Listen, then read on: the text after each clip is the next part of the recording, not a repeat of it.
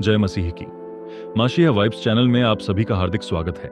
आज की कहानी सिर्फ एक चमत्कार की दास्तान नहीं, यह है आशा की, विजय की और उस पुनर्जीवन की जो मृत्यु को भी मात दे गया। क्या आपने कभी किसी को मरने के बाद जीते देखा है? क्या आपने कभी सोचा है जब सब कुछ खत्म हो गया हो तब शुरुआत कैसे होती है? आज हम बात करेंगे उस पवित्र दिन की जिसे पूरी दुनिया ईस्टर संडे यानी पुनरुत्थान का रविवार कहती है। लेकिन यह सिर्फ एक त्योहार नहीं, ये एक सच्ची क्रांति है, आत्मा की, विश्वास की और परमेश्वर की योजना की। गुड फ्राइडे को हमने देखा कि कैसे एक निर्दोष को सूली पर चढ़ा दिया गया, कैसे यीशु मसीह ने अपना लहू बहाकर हमें पाप से मुक्त किया। धरती कांप गई, मंदिर का पर्दा फट गया और कब्रें खुल गईं, लेकिन फिर सब शांत हो गया। 3 दिन तक कब्र बंद रही। 3 दिन तक लग रहा था जैसे अंधकार जीत गया हो। शैतान हंस रहा था, पाप विजयी था और इंसानियत हार चुकी थी। परंतु तीसरे दिन सूरज की पहली किरण के साथ कुछ ऐसा हुआ जिसने सृष्टि के इतिहास को हमेशा के लिए बदल दिया। यीशु जी उठे, हाँ, वही जिसने कहा था, मैं जीवन और पुनरुत्थान हूं। चलिए उस दिन की शुरुआत से चलते हैं। रविवार की सुबह थी। अंधकार अभी पूरी तरह छंटा नहीं था। कुछ महिलाएं, मरियम मगदलिनी, मरियम याकूब की माता और सलोमी, यीशु की देह पर इत्र और सुगंधित वस्तुएं चढ़ाने के लिए कब्र पर जा रही थी। उनके दिल भारी थे, आंखें आंसुओं से भरी। रास्ते में एक सवाल बार बार मन में उठ रहा था, कब्र का पत्थर कौन हटाएगा?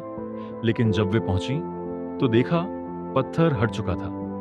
कब्र खुली थी और अंदर शरीर नहीं था।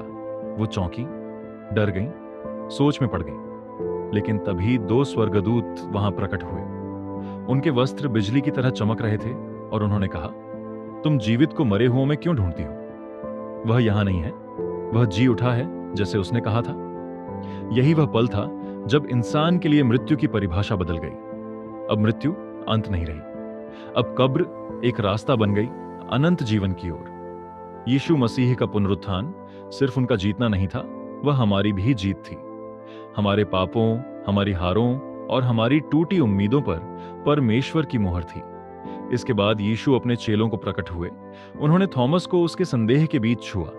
ध्यान से देख थॉमस, मेरे हाथों में कीलों के निशान हैं, विश्वास कर और संदेह न कर। उन्होंने इम्माउस की राह पर 2 शिष्यों के साथ बातें की और रोटी तोड़ते समय पहचान लिए गए। वो दीवारों के पार प्रकट होते थे, फिर भी उनके स्पर्श में गर्मी थी, उनकी मुस्कान में शांति थी और उनके शब्दों में आज भी वही शक्ति है जो अंधेरे को चीर दे, जो मौत को हरा दे।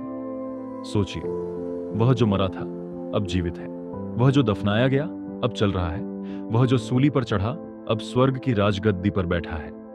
यीशु का पुनरुत्थान केवल उसका व्यक्तिगत चमत्कार नहीं, यह ईश्वर का सबसे बड़ा संदेश है। लेकिन कहानी यहां खत्म नहीं होती। यीशु का पुनरुत्थान सिर्फ एक दिन का चमत्कार नहीं था, वह शुरुआत थी एक नई यात्रा की।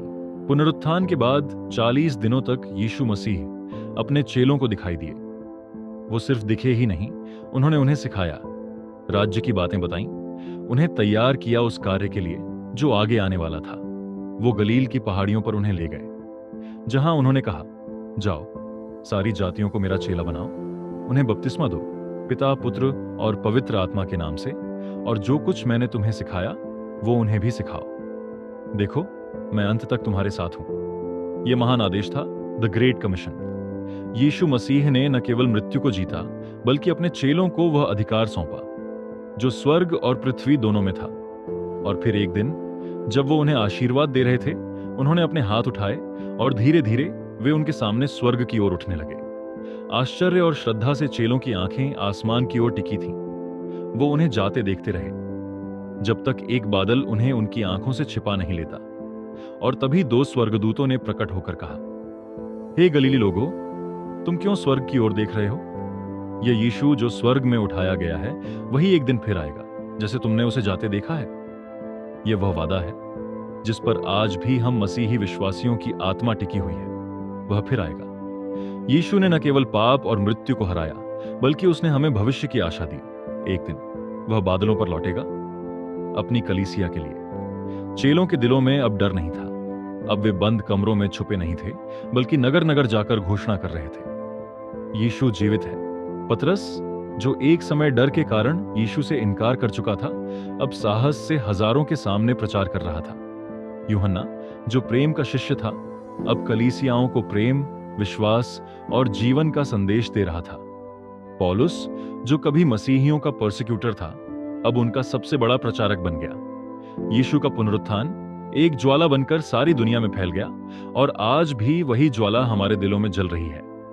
और तभी से कलीसिया ने यह दिन, पुनरुत्थान रविवार, हर वर्ष बड़े आदर और उल्लास के साथ मनाना शुरू किया। चर्च में घंटियां बजती हैं, गीत गाए जाते हैं, सफेद वस्त्र पहने जाते हैं, जो पवित्रता और विजय का प्रतीक है। ईस्टर के अंडे और खरगोश इन सब के पीछे भी एक प्रतीक है। अंडा जीवन की शुरुआत दर्शाता है, और जैसे अंडे से जीवन निकलता है, वैसे ही कब्र से यीशु बाहर निकले, एक नया जीवन लेकर। दोस्तों, आज जब आप ये सुन रहे हैं, तो ये सिर्फ एक प्राचीन घटना की याद नहीं, यह आपके जीवन का हिस्सा है। अगर आपके जीवन में भी कब्र जैसा अंधकार है, अगर आप भी हार, अकेलेपन या टूटी उम्मीदों से जूझ रहे हैं, तो याद रखिए, यीशु फिर से जी उठे थे, तो आप भी जी सकते हैं। वो आज भी कह रहे हैं, हे थके और बोझ से दबे लोगों, मेरे पास आओ, मैं तुम्हें विश्राम दूंगा।